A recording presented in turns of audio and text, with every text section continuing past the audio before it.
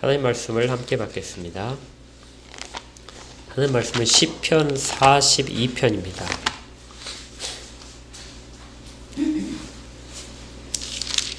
시편 42편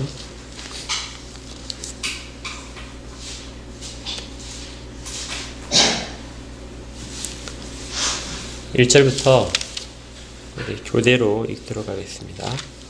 1절입니다. 하나님이여 사슴이 시냇물을 찾기에 갈급한같이 내 영혼이 주를 찾기에 갈급하나이다.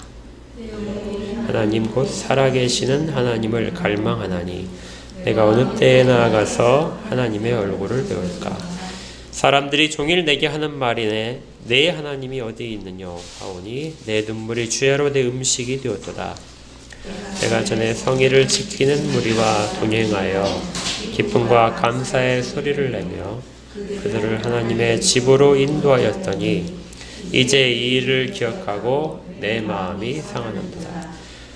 내 영혼아 네가 어찌하여 낙심하며 어찌하여 내 속에서 불안해하는가. 너는 하나님께 소망을 두라. 그가 나타나 도우심으로 말미암아 내가 여전히 찬송하리로다. 내 하나님이여 내 영혼이 내 속에서 낙심이 되므로 내가 요단 땅과 헤르몬과 미살산에서 주를 기억하나이다. 주의 폭포 소리에 깊은 바다가 서로 부르며 주의 모든 파도와 물결이 나를 휩쓸었나이다. 낮에는 여호와께서 그의 인자하심을 베푸시고 밤에는 그의 찬송이 내게 있어 생명의 하나님께 기도하리로다. 내 반석이신 하나님께 말하기를 어찌하여 나를 잊으셨나이까. 내가 어찌하여 원수의 앞주로 말미암아 슬프게 다니나이까 하리로다. 내 뼈를 찌르는 칼같이 내 대적이 나를 비방하여 늘 내게 말하기를 내 하나님이 어디 있느냐 하도다. 함께 읽겠습니다. 내 영혼아 네가 어찌하여 낙심하며 어찌하여 내 속에서 불안해하는가. 너는 하나님께 소망을 두라.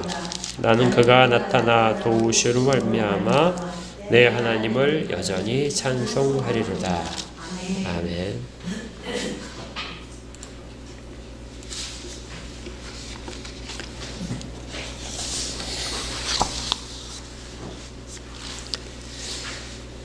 오늘 본문은 그 시편 42편은 그 위에 보시면은 제2권 이렇게 되어 있습니다. 시편이 모두 5권으로 되어 있고요. 그 중에서 우리가 1권을 살펴보았고 이제 2권의 첫 번째 시를 봅니다. 2권은 42편부터 72편까지로 구성되어 있습니다. 오늘 본문인 42편은 43편과 늘 묶어서 보통 이야기합니다. 전에 언젠가 이 42편을 제가 설교를 한 적이 있는 걸 기억하고 있는데요. 42편과 43편 보게 되면 42편 앞에는 표제가 붙어 있죠. 고라자손의 마스길 인도자에 따라 부르는 노래 이렇게 되어 있는데 43편에는 표제가 없습니다. 그래서 본래 한 편의 시가 나누어진 것으로 이렇게 편집을 할 때 이렇게 된 것으로 보고요. 히브리인들이 가지고 있는 구약 성경은 대부분이 다 42편과 43편을 하나의 시로 묶고 있습니다. 그래서 히브리인들의 성경과 우리 성경은 시편의 마지막 편수가 좀 다르게 구성되어 있습니다. 그리고 무엇보다 이제 가장 강력한 이것이 한 편이라는 것의 증거가 읽어보셨으면 알겠지만 동일한 구조가 반복됩니다. 5절에 보시면은 내 영혼아 어찌하여 낙심하며 어찌하여 내 속에서 불안해하는가 이렇게 시작되는 부분이 있고요. 11절에 또다시 내 영혼아 내가 어찌하여 낙심하며 어찌하여 내 속에서 불안해하는가. 또 43편에 5절에 보니까 내 영혼아 내가 어찌하여 낙심하며 어찌하여 내 속에서 불안해하는가 이렇게 됩니다. 그래서 이 시편 42편과 43편은 한 편의 시가 분명하고요. 저희가 읽었던 5절, 그 다음에 11절, 그 다음에 6절, 5절이죠. 43편의 5절도 이것들은 우리 찬송가처럼 후렴이라고 생각이 됩니다. 그러니까 3절로 된 찬송가다. 이렇게 보시면 가장 정확하게 볼 것 같습니다. 오늘은 1절, 2절에 해당하는 42편을 살펴볼 것입니다. 이 시는 먼저 보게 되면요, 표제어의 1절 바로 위에 고라 자손의 마스길, 인도자에 따라 부르는 노래, 이런 말이 있습니다. 이 고라 자손이라는 말은 그 다윗이 성가대를 3개의 그 성가대를 만드는 것 같아요. 그래서 각각의 성가대에 지휘자를 임명을 했는데, 물론 레위 지파 중에서 임명을 한 것이죠. 이 고라 자손이라는 말은 고라 자손으로 구성된 성가대를 말합니다. 그러니까 각각의 성가대가 저마다 다른 그 집안 사람들로 구성이 되어 있고, 그 중에 고라 자손으로 구성된 성가대가 불렀던 노래인데요. 마스길이라고 하는 것은 밑에 각주에 혹시 있으면 보시면 교훈이란 뜻입니다. 그리고 인도자에 따라서 부르는 노래, 이 말은 회중과 성가대가 같이 불렀다, 이렇게 생각을 합니다. 그러니까 회중과 성가대가 같이 어떤 공적인 행사에서 부르는데 그 내용이 교훈에 대한 내용이다, 이렇게 담겨 있다는 것이죠. 그러면 어떤 교훈들이 여기에 담겨져 있는가? 그리고 그 가운데서 하나님은 이 시편을 통해서 사람들에게 무엇을 전하기를 원하시는가 하는 부분을 함께 보겠습니다. 1절 말씀을 보게 되면 42편에 이제 거의 모든 부분을 표시하는 분위기가 여기 1절에 나오는데요. 하나님이여 사슴이 시냇물을 찾기에 갈급한 같이 내 영혼이 주를 찾기에 갈급하나이다. 많이 들어오신 가사죠. 우리도 예배전 찬송에서 많이 했었습니다. 목마른 사슴 시냇물을 찾아 헤매이듯이. 가사가 굉장히 뜻깊고 곡조가 또 유난하게 또 서정적인 그런 곡조입니다. 그래서 제가 이 시를 설교를 준비하면서 한번 생각을 해봤어요. 우리가 불렀던 그 곡조대로 시편 42편의 가사를 쭉 이제 묵상을 하면서 과연 이스라엘 백성들도 그런 분위기로 불렀을까?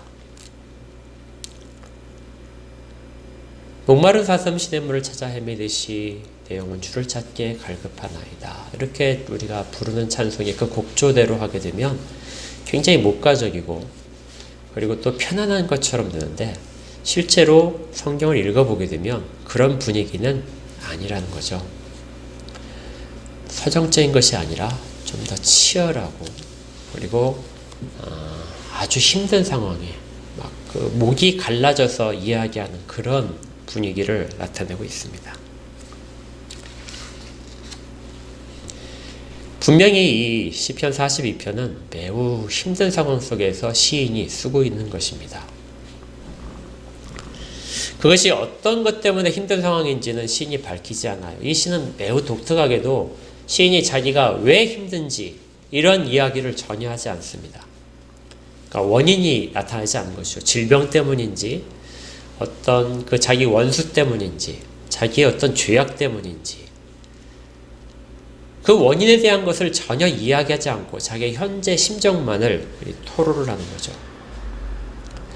그리고 또 하나, 하나님이 개입하시는 것이 잘 나타나지 않습니다. 하나님이 자기의 어떤 말씀을 하셨다든지 하나님이 도우셨다든지 이렇게 하는 것들이 나타나면 좋은데, 하나님이 이 시인에게 하는 이야기도 전혀 나타나지 않아요. 단순히 시인이 처음부터 끝까지 자기의 이야기를 하는 것입니다. 그래서 이 시는 현재의 이야기입니다. 그래서 시편을 제일 잘 드러내는 그런 시편 같기도 해요. 다른 성경과 비교해서 시편에 독특한 점이 있는데요.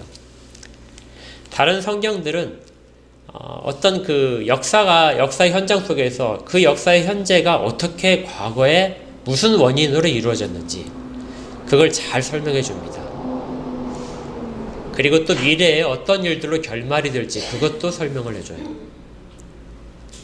그러니까 아주 잘 짜여져 있는 한 편의 스토리가 처음부터 시작 끝까지 완성되는 것이죠.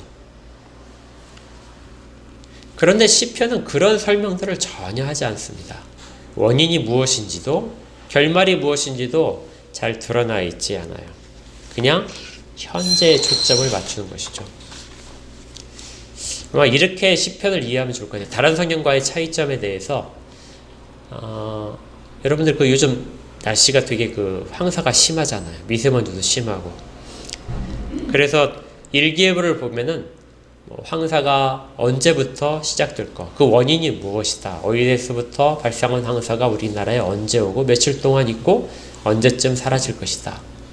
그리고 그런 환경이기 때문에 밖에 외출을 어떻게 좀 조심해라. 마스크를 꼭 써라. 이런 식으로 이렇게 쭉 설명이 나옵니다. 1기부터 이렇게 나오죠.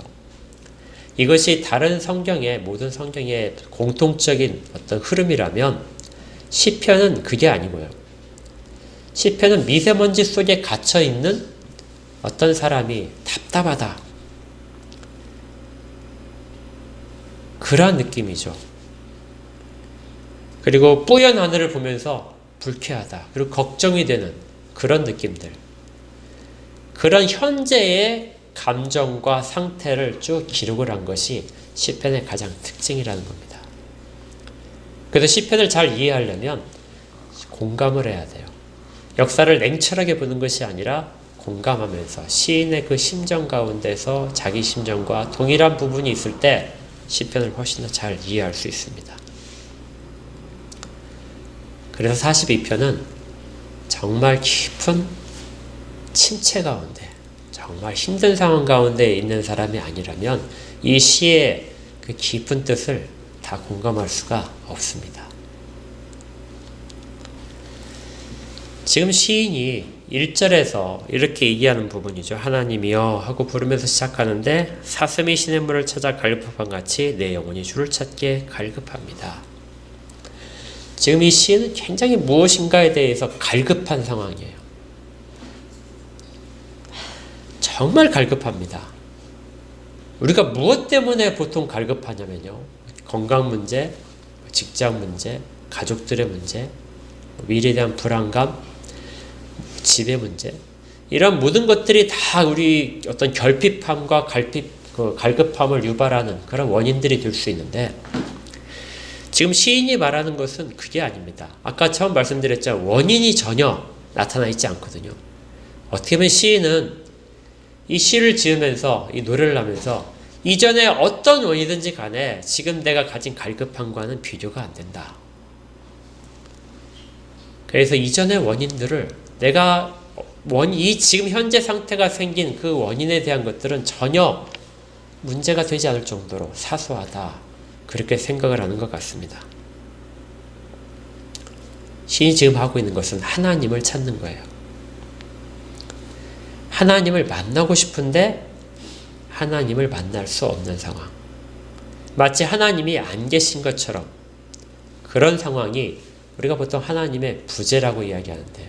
그런 상황에 처해 있는 것입니다.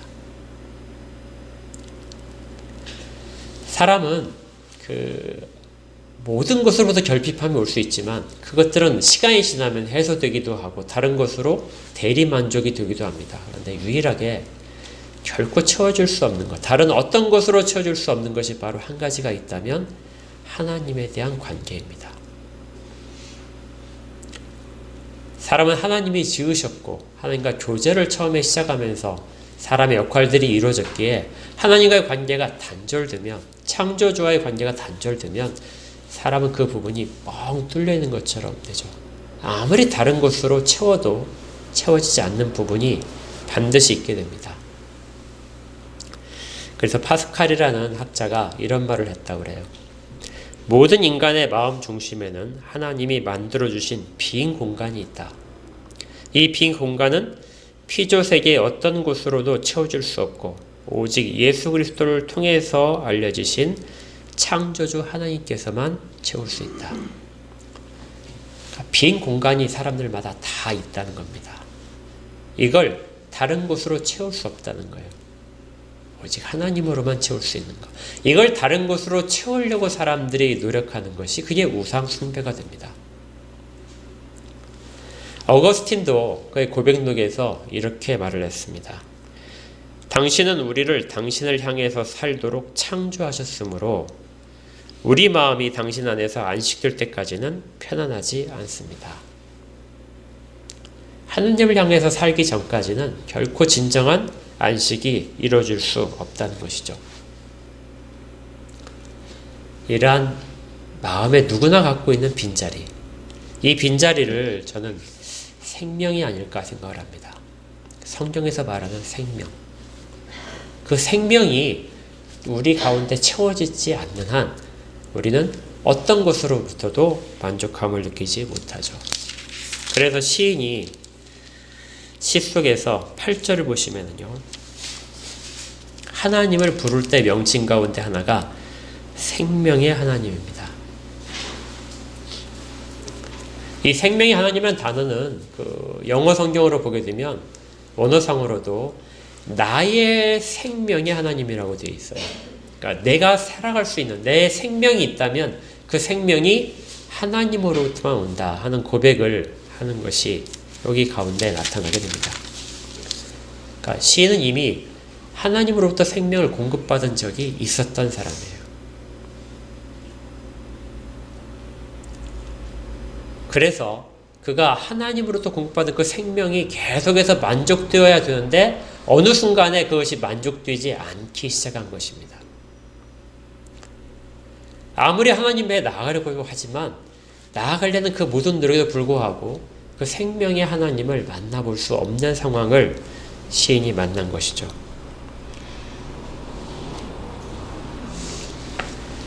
그가 지금 이야기하는데 그의 옛날의 모습들을 한번 회상을 하는 부분이 있습니다. 그가 회상하기를 4절에 보니까 내가 전에 성의를 지키는 무리와 동행하여 기쁨과 감사의 소리를 내며 그들을 하나님의 집으로 인도하였다. 이 빈 자리를 채우는 것은 하나님만이 가능한데, 그리고 그것이 생명으로만 채워줄 수 있는데, 이것이 비어있다는 사실 자체를 다른 사람들은 전혀 알지 못합니다. 하나님을 체험한 사람만이 생명의 맛을 본 사람이 그것을 알게 돼요. 하나님이 계시지 않는다. 하나님의 부재에 대한 절실한 갈망이 생기는 것도 그 맛을 본 사람만이 압니다. 우리가 아무리 사진으로 굉장히 맛있게 생긴 음식을 본다 할지라도 그 맛을 볼 수는 없잖아요. 누군가 아무리 설명을 하더라도 맛을 볼 수는 없습니다. 그 맛을 본 자만이 그 맛을 찾아서 기억해서 다시 한번 가는 것이죠. 하나님이 주신 생명의 맛을 본 자가 지금 갈급한 가운데 다시 있을 수 있는 것입니다. 그러니까 어떻게 보게 되면 영적 침체는 우리가 하나님으로부터 그 생명을 맛본 자라는 그런 경험을 입증해 주는 것일 수도 있어요. 만약 한 번도 하나님에 대한 그 영적 갈급함, 하나님이 그렇게 말씀하시지 않는 듯한 부재에 대한 상황을 겪어보지 못했다면 그 맛이 무엇인지도 사실은 기억하지 못할지 모릅니다. 이런 영적 침체를 들어가기 전에 시인은 분명히 하나님이 주신 그 생명의 맛을 본 자입니다. 그래서 그가 성전에서 다른 사람들을 이끌고 가서 기쁨의 찬양을 같이 했던 것이죠. 그런데 어느 순간에 그 모든 일들이 다 불가능해졌습니다. 어떤 학자들은 지금 시인이 그 성전에 가서 하나님께 성막에 가서 예배를 드려야 되는 그 상황이 정말 불가능한, 멀리 끌려간 상황처럼 그렇게 해석을 하는 분도 있어요. 6절에 보시면 내 영혼이 내 속에서 낙심이 듬으로 내가 요단 땅과 헬몬과 미살산에서 주를 기억하나이다. 이 세 곳의 지명은 이스라엘의 국경입니다. 가나안 땅의 국경이에요. 그러니까 그 국경 밖에, 그러니까 예루살렘 성전으로부터 가장 먼 곳이겠죠. 국경이니까. 그곳까지 가서 예루살렘 성전으로 절대 가지 못하는 상황 속에서 지금 탄식하며 그것을 소망하는 것처럼 그렇게 느껴지기도 합니다. 그런데 지금 시인이 말하는 이 부분에서 우리가 주목해야 될 것은 그가 얼마나 갈급하냐 하는 거예요. 1절로 다시 가시면은요, 하나님이여 사슴이 시냇물을 찾기에 갈급한 같이 내 영혼이 주를 찾기에 갈급합니다. 이 부분에 대해서 새 번역이, 주보 뒤에 보시면 새 번역이 있죠. 새 번역에 이렇게 되어 있습니다. 같이 한번 읽어볼까요? 1절만 시작. 하나님, 사슴이 시냇물 바닥에서 물을 찾아 헐떡이듯이 내 영혼이 주를 찾아 헐떡입니다. 사슴이 시냇물을 기억하고 지금 찾아온 거예요. 그곳에서 사슴은 항상 그 생명의 물을 마실 수 있었습니다. 그 다른 사람을 이끌어서 그곳에 같이 가기도 했을 겁니다.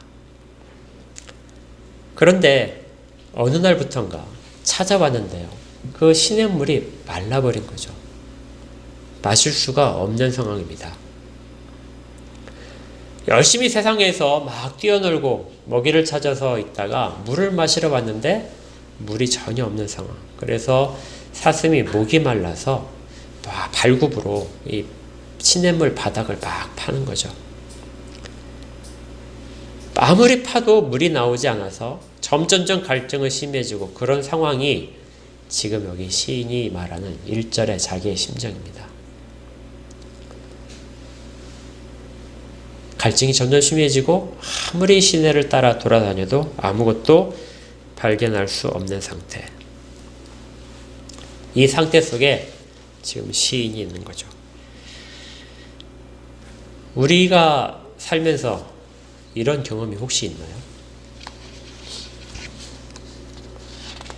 하나님을 아무리 찾아도 하나님이 만나주시지 않는 상황. 그래서 정말 낙심하는 상황.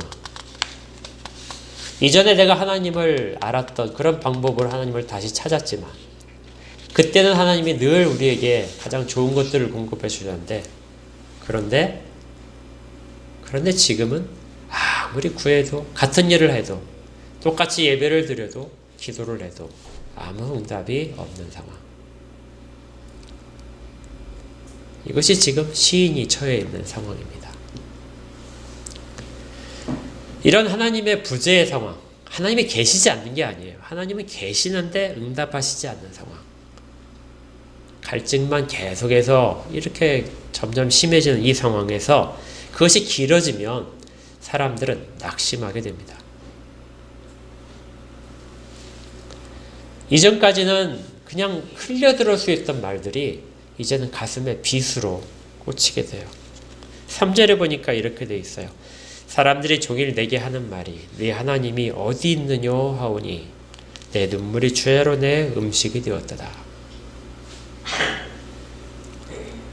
이전까지는 너의 하나님이 어디 있느냐 하게 되면 자신 있게 말했을 거예요. 하나님 나와 함께 계셔. 하나님은 나를 도우셔. 하나님은 나의 아버지야. 그런데 언제부턴가 사람들이 그렇게 말을 하게 되면 내 마음에 상처가 되는 거예요. 나는 하나님의 도우심을 받지 못하고 있는 것 같은데. 그래서 사람들이 조롱을 하는데 대답할 말이 사라지는 것입니다.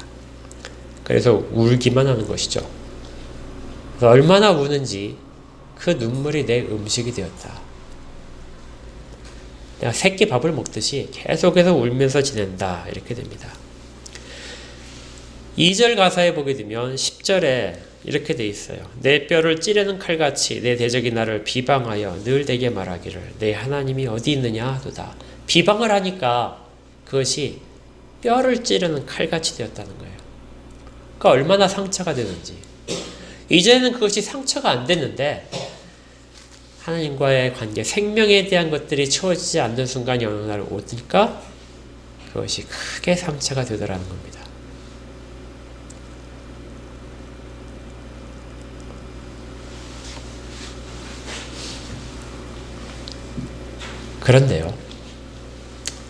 그런데 이 부분을 우리가 시인을 쭉 보면서 결코 나는 좀 그러지 않았으면 좋겠다 생각이 들죠. 물론 우리가 나도 지금 그런 상태인데 나도 겪어본 경험이 있다 이렇게 하실 수 있겠지만 시인처럼 정말 갈급했는지는 한번 자기 스스로에게 물어볼 부분입니다. 안타깝게도 이것은 피해갈 수 없는 것 같아요.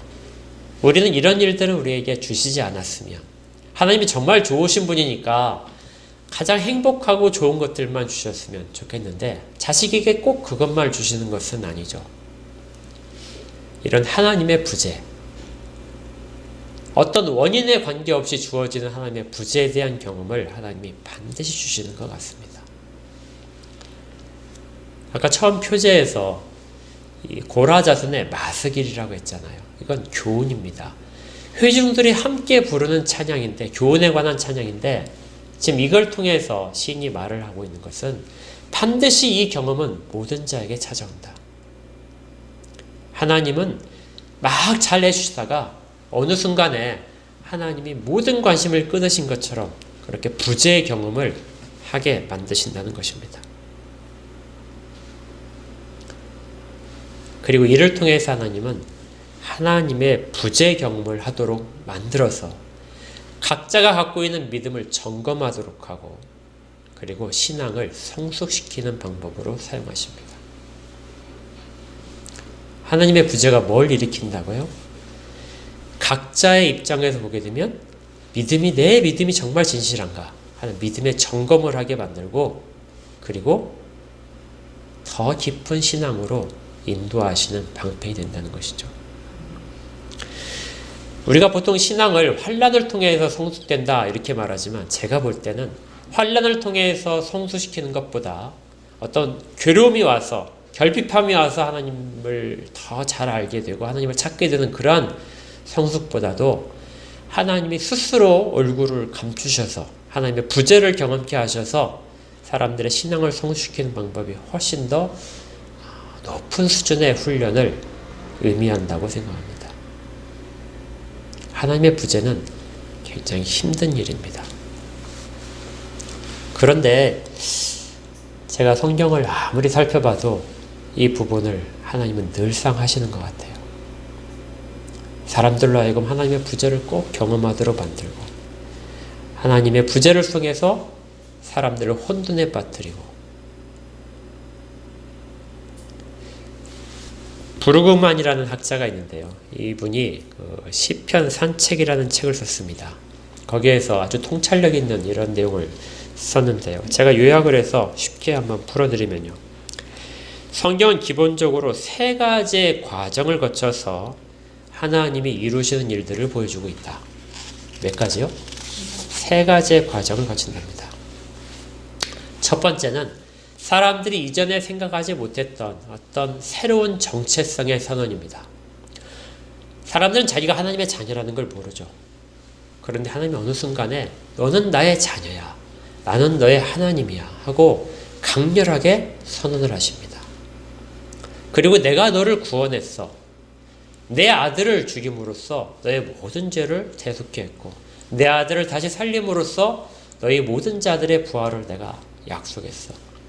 이렇게 강렬하게 선포를 하시죠. 이 정체성이 선언되는 것입니다. 우리가 관여하지 않았는데 어느 순간에 이 정체성이 선언이 돼서 그 가운데 그 길을 들어서게 됩니다. 그런데 한참을 가다 보니까 혼돈이 일어나요. 그렇게 약속을 하셨는데 어느 순간에 모든 것들이 의심이 되고, 하나님이 마치 나를 아무렇게 생각하지 않으시는 것처럼, 나는 버리진 자처럼 그렇게 본인 스스로도 의심이 되고 낙심하게 만든 일들이 발생합니다. 그리고 이 하나님의 부재를 오랫동안 경험한 끝에 하나님에 대한 새로운 것들을 발견하도록, 그래서 새로운 정체성을 갖도록 그렇게 하시는 것이 하나님의 법칙이라는 것이죠. 성경의 모든 부분이 사실은 이걸 말하고 있다. 이 브루글만 학자가 주장하는 겁니다. 이 부분을 잘 생각하셔서 성경의 전체 내용을 한번 보시면은 타당성이 굉장히 큰 것 같아요. 우리가 잘 아는 아브라함의 이야기를 한번 보십시오. 아브라함을 하나님이 갈대아 우르로부터 부르시면서 그에게 복의 근원이 되겠다고 말씀을 하셨습니다. 그리고 만국의 아버지로 삼겠다고 하셨어요. 그런데 아브라함이 실상 겪은 것은 그러한 일들이 아니거든요. 내가 너에게 주는 땅으로 너에게 가겠다. 그리고 그 땅을 너에게 주겠다 하셨지만 그 땅은 자기의 것이 안 됐습니다. 아주 조그마한 밭밖에 사지 못했죠. 그리고 자식을 주겠다고 말씀하셨지만 자식은 그에게 없었습니다. 열국의 아버지라고 했는데 자식이 없는 상황이 발생하는 거예요. 하나님을 믿음으로써 왔는데 그 결과물에 대해 현재에서는 마치 그 약속이 아무것도 아닌 것처럼 그런 시기를 꼭 겪게 하시는 것이죠. 그리고 마침내 그걸 겪고 난 다음에 자식을 허락하시고 그 자식으로부터 아브라함을 위로하시고 또 다른 약속들이 주어집니다.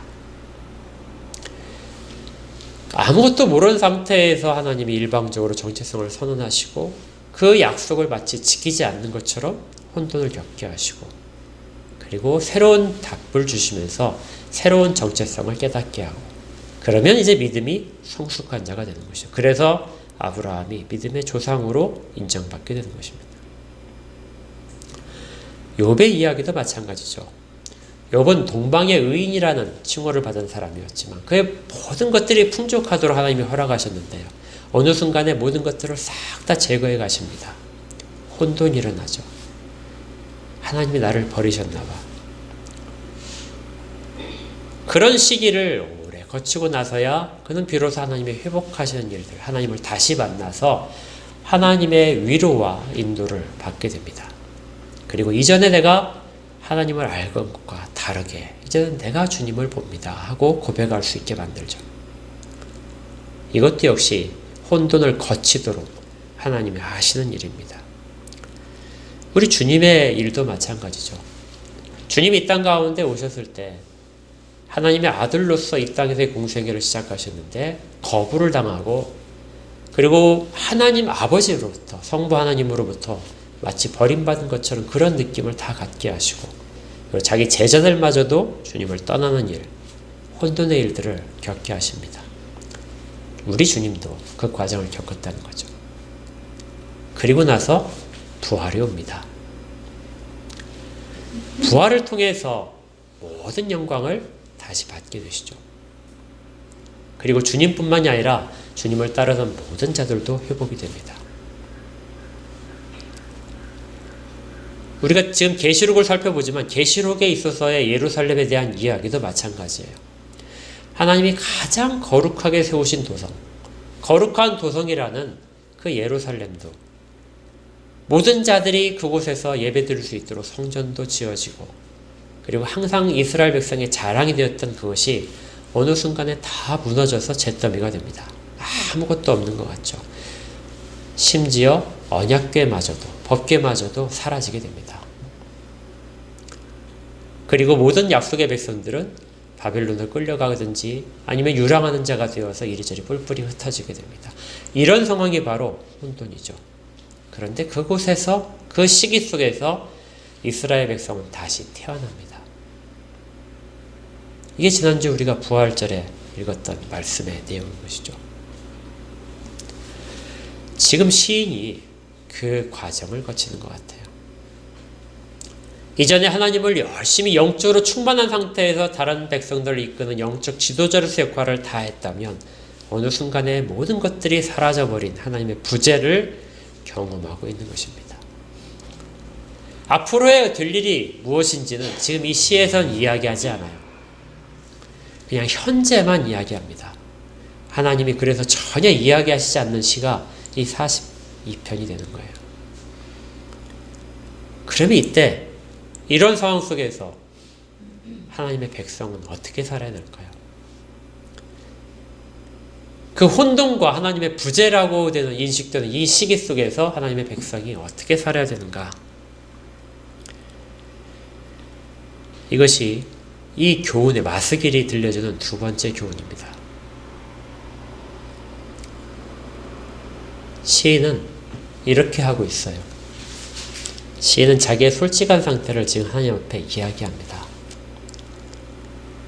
어떤 하나님 앞에서 자랑하는 것도 아니고요. 어떤 꾸며내는 것도 아닙니다. 자기가 용기 있는 자라고 이야기하지 않고 내가 지금 정말 힘듭니다 하고 그렇게 있는 대로 다 이야기해요. 내가 정말 다른 사람의 비방을 견디기 힘듭니다. 내 뼈가 칼로 찌르는 듯이 지금 아픕니다. 힘든 걸 힘들다고 이야기하는 것은 잘못된 신앙이 아닙니다. 하나님 앞에서 이렇게 이야기하는 것은 정말 바른 신앙입니다. 하나님의 부재의 시기, 혼돈의 시기를 겪어나가는 제일 첫 단계는 하나님 앞에 솔직하게 서는 것입니다. 어디에 누구에게 이야기하는 것보다 하나님께 내가 매우 힘듭니다 하고 이야기하는 것. 우리도 이 교훈 속에서 그렇게 해야 될 걸 배웁니다. 하나님이 때로 우리를 정말 하나님 부재의 상황 속에 넣으실 때 가장 잊지 않을 것은 그 힘든 상황을 억지로 부인하지 말고 앞에 나가서 힘들다고 이야기하는 거죠. 그렇게 힘들다고 이야기할 때 가져야 될 또 다른 교훈이 있습니다. 그것이 뭐냐면은 시인이 지금 곳곳에서 이야기하고 있는 하나님은 살아계신 하나님이라는 것이죠. 하나님은 우상처럼 아무것도 하지 못하는 그런 신이 아니고요. 하나님은 지금 살아계십니다. 2절에 이렇게 되어 있어요.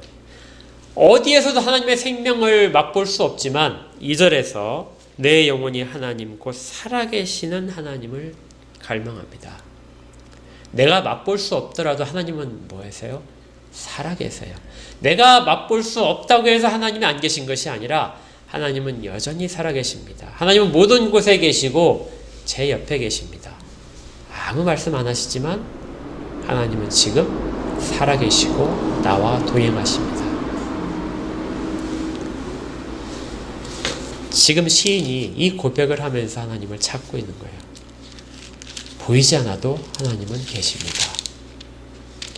내 손을 잡아주시지 않는 것 같은데 하나님이 여전히 나와 손을 잡고 가고 계십니다. 또 다른 표현들이 있는데요. 지금 시인이 겪고 있는 큰 환난들, 정말 큰 절망들을 나타내는 단어들이 7절에 보시면 이런 말로 되어 있어요. 주의 폭포 소리에 깊은 바다가 서로 부르며 주의 모든 파도와 물결이 나를 휩쓸었나이다. 지금 시인의 이 어려운 상황을 이야기하면서 주의 폭포가 막 내게 쏟아지는 것 같습니다. 그리고 바닷물이 막 창일해서 주의 모든 파도와 물결이 나를 휩쓸고 있습니다. 정말 나는 어디에서도 마음을 둘 곳이 전혀 없이 흔들리고 있습니다. 그런데 이 표현들 가운데 그러한 물결과 그 모든 파도들 그리고 폭포들 이 앞에 무슨 단어가 붙어 있는지 한번 찾아보세요. 뭐라고 되어 있죠? 주의 이렇게 되어 있습니다. 그것들이 주님으로부터 온 것이라는 것이죠. 주님이 주신 것들이다. 하나님의 부재 가운데 빠뜨리신 것도 하나님이 주신 것들이다. 그래서 그 물결과 파도와 폭포 가운데서 주의 손길을 느끼는 것입니다. 아무 응답도 하시지 않는 것 같은데 주는 지금 그 내가 겪고 있는 그 모든 환난 가운데서 그것들을 겪게 만드시는 분이 하나님이시라는 거예요. 이건 요나가 했던 고백을 우리 가운데 좀 떠올리게 만듭니다. 요나가 어떤 고백을 했었냐면요. 물고기 뱃속에서 기억나시죠? 물고기 뱃속에서 요나가 기도를 하는데 이렇게 했었습니다. 주께서 나를 깊음 속 바다 가운데 던지셨으므로 큰 물이 나를 둘렀고 주의 파도와 큰 물결이 다 내 위에 넘쳤나이다. 요나도 그 속에서 어떤 고백을 했었어요? 바다에 던져지고 물고기 뱃속에 물고기가 삼켜서 뱃속에 갇힌 그래서 수월의 깊은 곳까지 내려간 그 상황 속에서 요나가 고백한 것이 주께서 나를 던지셨습니다. 그리고 똑같은 표현이죠. 주의 파도와 큰 물결이 다 내 위에 넘쳤나이다. 요나도 주의 큰 파도와 물결이라고 똑같은 고백을 합니다. 정말 낙심되는 상황인데 주께서 그렇게 하셨고 이 모든 것들은 주의 손안에 있습니다 하고 고백을 하고 있는 거죠. 시인은 지금 그 상황을 우리 가운데 들려주고 있습니다. 그리고 아마 이 모든 교훈들 가운데 가장 핵심이 될 텐데요. 그것이 뭐냐면 시인이 자기 자신에게 권면을 합니다. 아까 우리가 얘기했죠. 이 시편은 후렴이 있는 시라고 그랬죠. 그 후렴들이 공통적으로 하는 내용을 한번 보시면요. 자기에게 이야기를 합니다. 5절에 이렇게 돼 있어요. 내 영혼아, 네가 어찌하여 낙심하여 어찌하여 내 속에서 불안해하는가. 너는 이렇게 돼요. 너는이 누구죠? 내 영혼입니다. 마치 시인은 객관적으로 멀리 떨어져서 자기 영혼을 보면서 자기 이야기를 들려주는 거예요. 내 영혼아, 왜 이렇게 떨고 있느냐? 왜 이렇게 불안해하고 있느냐? 그러면 안 되지. 이전에 네가 하나님께 대해 고백했던 모든 신앙적인 믿음의 고백들 한번 생각을 해봐라. 네가 하나님이 살아계신다고 믿고 있다면 그러면 안 되지. 다른 사람에게 들려주는 이야기가 아니라 자기 자신에게 들려주는 이야기입니다. 모든 사람들은 다 내게 비난하고 나를 조롱하는데 스스로에게 나는 그 소리 말고도 들려줄 소리가 있는 거예요. 나의 영혼아, 어찌하여 두려워하고 어찌하여 낭망하고 있느냐. 이것이 이 시에서 가장 중요하게 생각하는 중점 내용입니다. 우린 때로 이 신앙을 객관화할 필요가 있어요. 그래서 내가 내 자신에게 내가 들려주는 말들을 꼭 해야 됩니다. 다른 사람이 내게 들려주는 말이 아니라 내 신앙으로 나를 격려해야 하는 것이죠. 그래서 어떤 목사님이 이 부분을 자기 자신에게 설교한다. 수많은 말들을 들었는데요. 수많은 말들을 듣고 나서 그것들을 그렇구나 하는 것이 아니라 그것들을 기억하면서 절망의 순간에 정말 하나님이 아무것도 말씀하시지 않는 그런 순간에 자기 자신의 그것을 꺼내서 이야기를 해야 된다 하는 것입니다.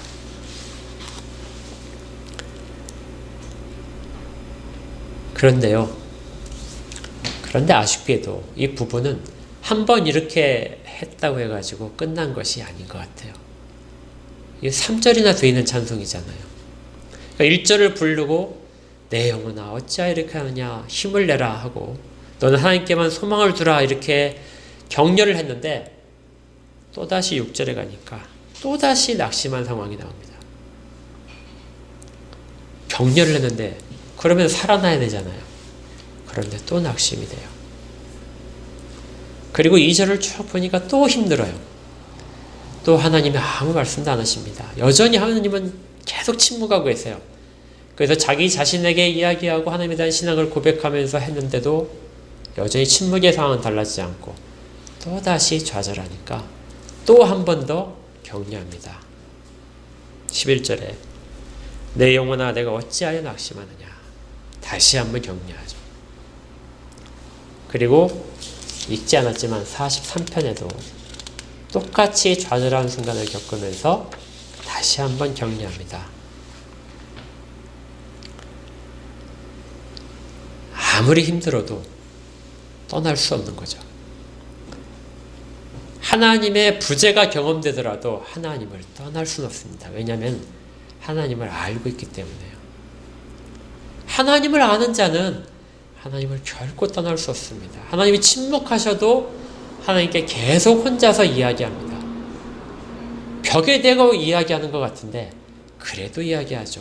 그러면서 하나님은 살아계십니다. 지금 내게 겪고 있는 모든 환난도 하나님이 주신 것입니다. 그래서 하나님이 이것을 벗겨주실 것입니다. 내 갈급함은 하나님만이 채우실 수 있습니다. 계속 혼자 이렇게 끊임없이 그렇게 합니다. 그리고 답이 없는데 계속 찬양을 하고 있는 거죠. 나는 여전히 찬양하리라. 나는 여전히 찬양하리라. 욥기에서도 그랬죠. 친구들의 비방과 모든 환경이 다 달라졌는데 욥이 가장 괴로운 것은 하나님은 대답이 없으신데 자기는 하나님을 떠날 수 없다는 거예요.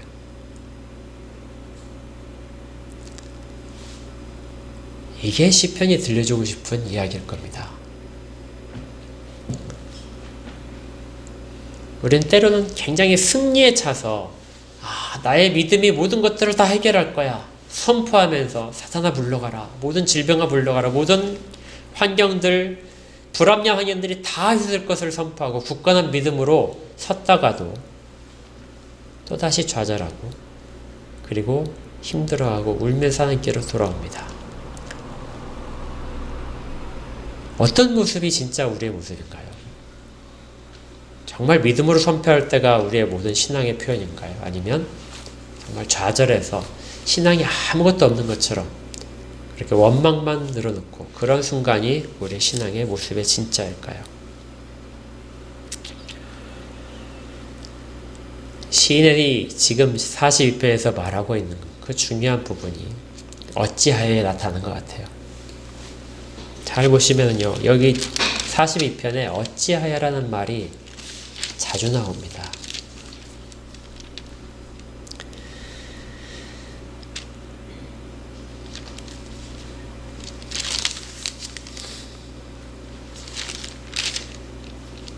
구절 2절을 한번 보실까요?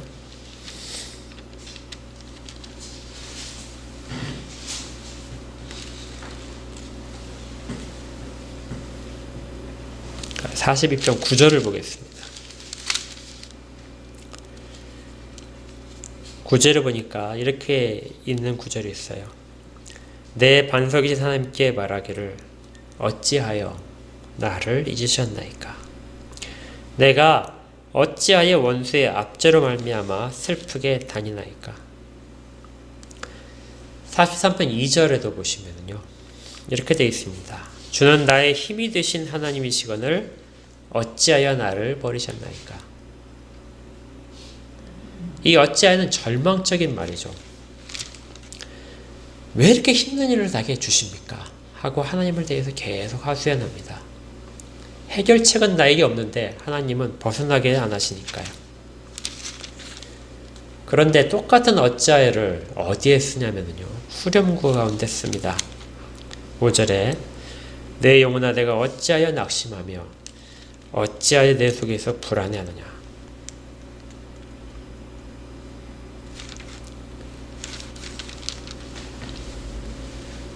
하나님께 대해서 원망하는 말, 이 말을 할 때도 어찌하여를 쓰지만 그런 상황 속에서 낙심하는 나에게도 너는 어찌해서 낙심하느냐 하고 스스로에게 어찌하여 그러는 것이죠. 동일한 어찌하여지만 두 가지를 다 가지고 있는 것이 이 시인의 현재 모습입니다. 그래서 이것이 둘이의 두 모습, 신앙인이 가지는 두 모습 사이의 현재라는 거예요. 우리는 지금 이 땅에서 이 현재의 혼돈된 상황을 계속해서 살 것입니다. 아직 극치는 우리에게 전혀 오지 않았어요. 일시적인 만족감과 위로는 때에 따라 오지만 우리는 여전히 혼돈 가운데서 계속 머무를 것입니다. 그리고 하나님은 그 가운데 우리를 처하게 하시고 우리를 하나님을 찾도록 만드시죠. 그럼으로써 우리의 신앙이 여전히 나의 생명은 하나님께로부터만 옵니다. 내 영혼의 빈자리는 하나님으로만 채워줄 수 있습니다. 하나님은 살아계십니다. 모든 것들은 주께서 나를 이끄시는 과정 가운데 있습니다. 이런 고백을 할 수 있느냐 하고 물으시는 것 같아요.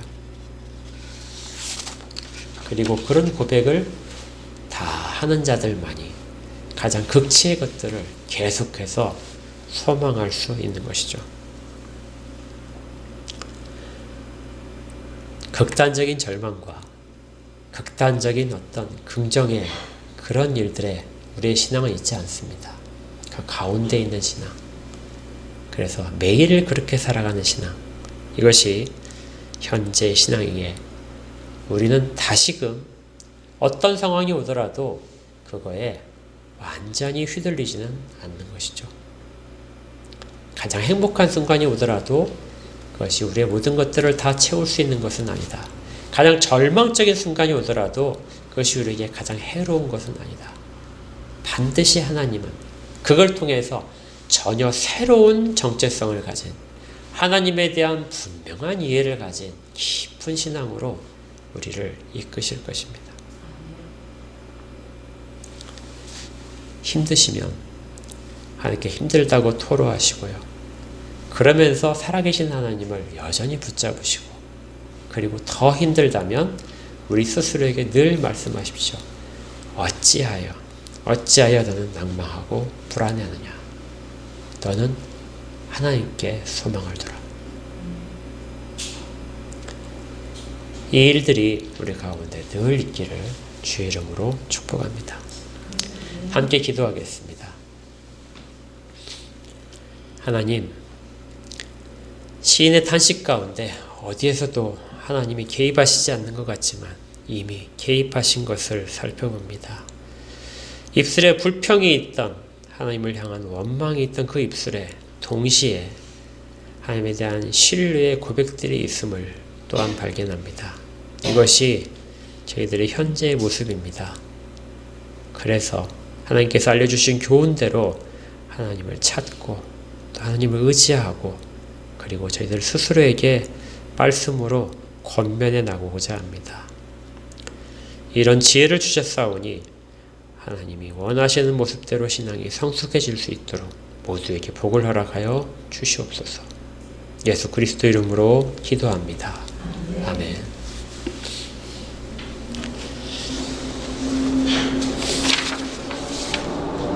368장으로 하나님을 찬양합니다.